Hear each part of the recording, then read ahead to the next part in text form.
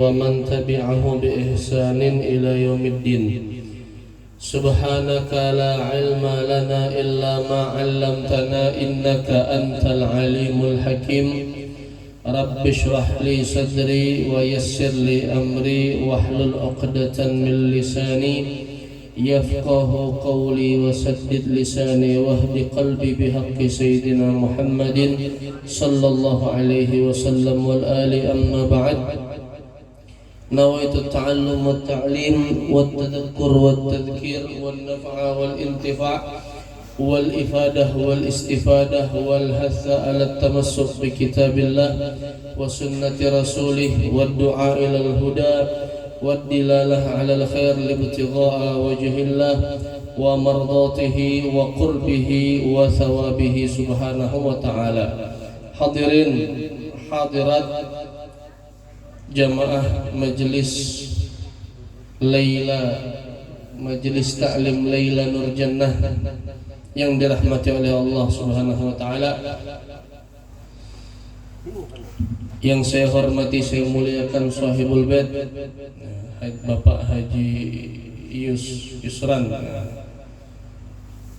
Bapak Haji Yusran sekeluarga. Yang saya hormati seluruh pengurus dan seluruh orang-orang yang ikut memakmurkan majelis taklim yang insyaallah penuh dengan berkah ini. Bil khusus ini orang tua kami Pak Haji Ridwan yang selalu untuk datangnya kami ke sini melalui perantara beliau yang menghubungi, dan seluruh orang tua kita semua yang hadir di tempat ini.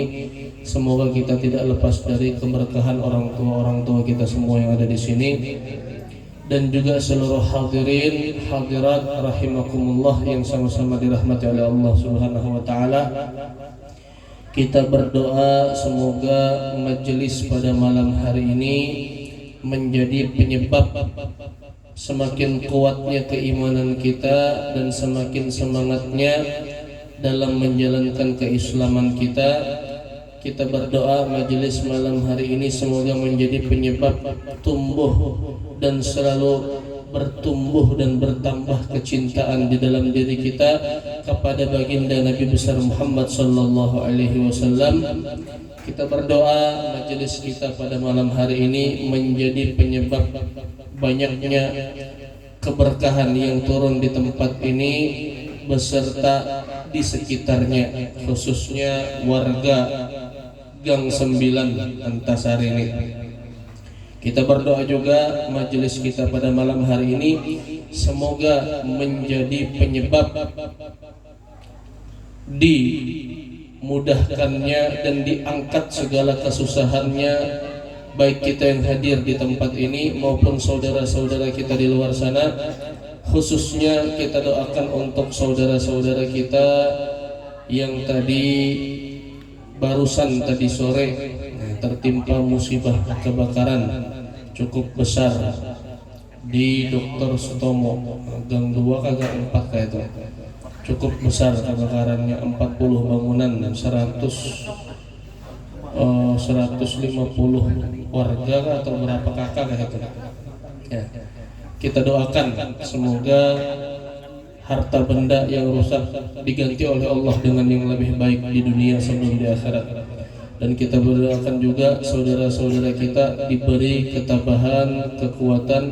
Insya Allah mereka termasuk orang-orang yang sabar. Wa basyiris sabirin, dan berikanlah kabar gembira kepada orang-orang yang bersabar.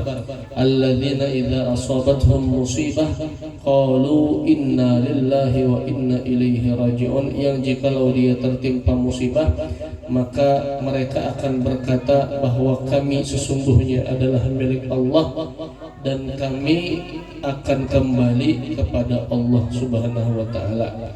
Diri kita ini milik Allah, berarti apa yang kita miliki daripada harta benda itu juga milik Allah Subhanahu wa taala. Dan kita harus selalu ingat bahwa suatu saat segala sesuatunya akan kembali kepada Allah Subhanahu wa taala. Kita doakan baik kita maupun mereka saudara-saudara kita diberi ketabahan, kesabaran dalam menjalani setiap cobaan, setiap musibah yang ada di dunia ini. Semoga sama-sama kita umat Nabi Muhammad SAW kelak di akhirat dikumpulkan bersama baginda Rasulullah SAW di surganya. Amin ya rabbal alamin. Hadirin hadirat rahimakumullah. Ya, ini merupakan musibah yang sebetulnya juga merupakan ujian. Bukan hanya yang tertimpa musibah saja yang diuji itu juga orang-orang di sekitar yang tertimpa musibah. Karena tentu di antara yang tertimpa musibah itu ada orang yang beriman di situ.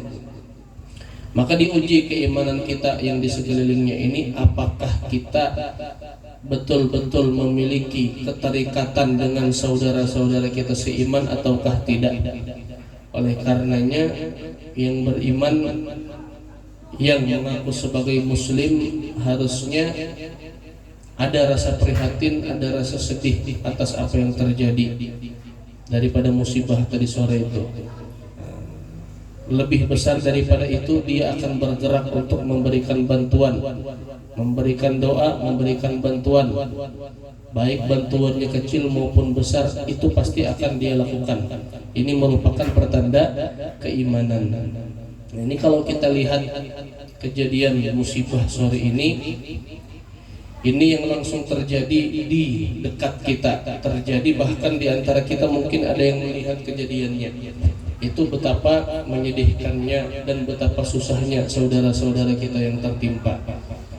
Akan tetapi 2 bulan terakhir ini ada musibah yang juga sangat besar, yang kita doakan semoga musibah apapun itu yang menimpa kepada umat Islam semoga segera diangkat oleh Allah Subhanahu wa taala.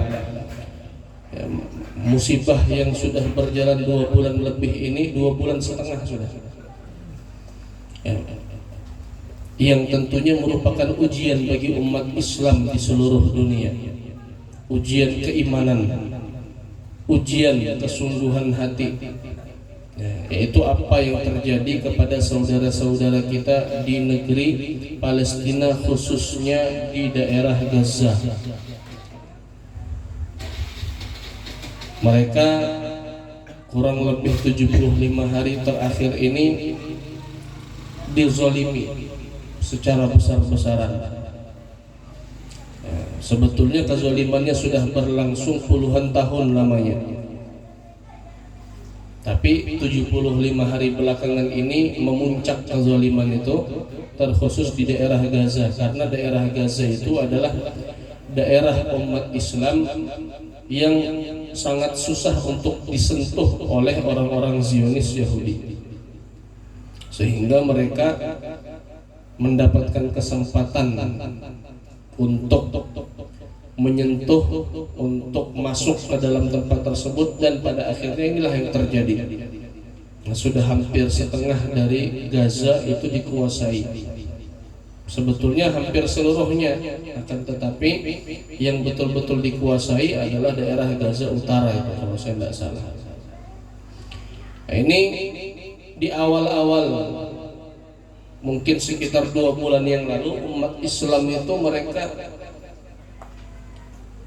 muncul kesadaran, muncul rasa prihatin, ada rasa sedih, ada rasa marah di situ terhadap apa yang terjadi di negeri Palestina. Tapi berjalan waktu cukup lama, ada yang semangat pembelaannya mulai terkikis. Ada yang rasa amarahnya terhadap Zionis Yahudi mulai hilang. Ada yang semangat berjuang dalam doanya, semangat berjuang dalam mencarikan donasinya, itu juga mulai berkurang. Kenapa? Ya karena itu tadi, kita ini selain berhadapan dengan musuh yang terlihat secara langsung, kita juga berhadapan dengan musuh yang tidak kasat mata, yaitu syaitan. Nah, jadi jangan terlena. Ini konflik di Gaza belum selesai. Sampai hari ini masih terjadi pembunuhan, masih terjadi penculikan anak-anak kecil, perempuan. Ada yang terluka, ada yang terbunuh.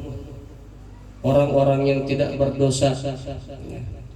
Bahkan pasukan umat Islam pun yang menjaga keamanan di daerah Gaza, mereka yang paling utama dijadikan sebagai incaran orang-orang Zionis Yahudi. Ini masih terus berlangsung sampai hari ini. Kenapa kabarnya tidak begitu ramai? Karena media-media yang ada di dunia ini, terutama media-media pemberitaan yang besar, itu dikuasai oleh mereka, orang-orang Yahudi. Negara-negara besar yang memiliki power, memiliki kekuatan, yang suaranya didengarkan oleh negara-negara lain, itu juga ternyata pemimpin-pemimpinnya banyak dari orang-orang Zionis Yahudi. Nah, jadi kita sebagai umat Islam harusnya selalu mengingatkan diri kita sendiri. Kalau kita tidak ingatkan diri kita sendiri, tidak ada yang mengingatkan kita. Kita pertahankan perjuangan kita dalam membela saudara-saudara kita di negeri Palestina. Perjuangan kita ini apa? Perjuangan kita dengan doa, perjuangan kita dengan berdonasi harta, perjuangan kita dengan menyuarakan melalui sosial media. Ini perjuangan kita. Perjuangan kita melalui memboikot produk-produk atau apapun itu bentuknya, makanankah, peralatan, perabotankah, atau sembakokah, yang terindikasi dia ini mendukung pergerakan Zionis Yahudi, diboikot. Yang sudah ada ya nggak masalah, sudah, tapi yang belum dibeli jangan dibeli. Nah, itu semua termasuk perjuangan.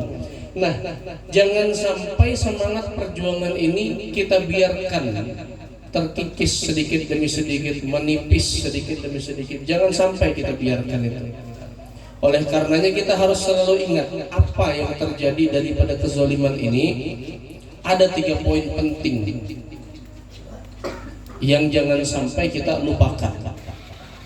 Yang pertama adalah bahwa yang terzalimi, yang mendapatkan musibah dalam kejadian ini adalah orang-orang Islam, muslimin, muslimat, orang-orang yang beriman, umatnya Nabi Muhammad SAW, saudara-saudara kita yang tinggal di sana, yang tadinya mereka bisa melaksanakan sholat dengan enak, yang tadinya mereka bisa hidup dengan damai, yang tadinya mereka memiliki tempat tinggal, yang tadinya mereka hidup tentram satu sama lain, bahkan dengan yang berbeda agama pun hidup tentram. Akan tetapi ketika mulai masuk Zionis Yahudi di tahun 1940-an itu, mulai terjadi pengusiran, perampasan tempat tinggal dan lain sebagainya. Itu orang Yahudi luar biasa memang kelakuannya. Nanti kita jelaskan itu. Intinya apa? Mereka sudah terzolimi sedari dulu kala, bahkan dari kakek nenek moyang mereka di tahun 40-an itu. Ini umat Islam, orang-orang yang beriman yang oleh Rasulullah SAW diumpamakan sebagai satu tubuh yang sama. Masalul mu'minin fi tawaddihim wa tarahumihim wa ta'atufihim kamathalil jasadi idza ishtaka minhu 'udwun tada'a lahu sa'iral jasadi bis-sahri wal humma. Perumpamaan orang beriman satu sama lain dalam saling mencintai, dalam saling mengasihi dan menyayangi, itu bagaikan satu tubuh. Kalau salah satu anggota tubuh terluka, maka perasaan tidak enak akan muncul di sekujur tubuh. Bukan hanya di anggota tubuh yang terluka itu saja, tapi di sekujur tubuh meriang, tidak enak, tidak nyaman, tidak bisa tidur dengan nyenyak. Itu akan terjadi. Nah, sekarang yang paling ada di hadapan kita, saudara-saudara kita seiman yang ada di yang tadi sore tertimpa musibah, lalu juga yang sudah berlangsung puluhan hari ini, saudara-saudara kita di negeri Palestina, ini juga musibah yang sangat besar. Pertanyaannya, apakah dari kejadian-kejadian ini hati kita itu bergetar? Apakah hati kita itu ikut merasa sedih? Apakah hati kita ikut merasa peduli atas apa yang terjadi kepada mereka? Kalau iya, berarti itu adalah pertanda keimanan. Kalau tidak, berarti kita perlu berhati-hati, introspeksi diri. Kalau apa yang terjadi kepada mereka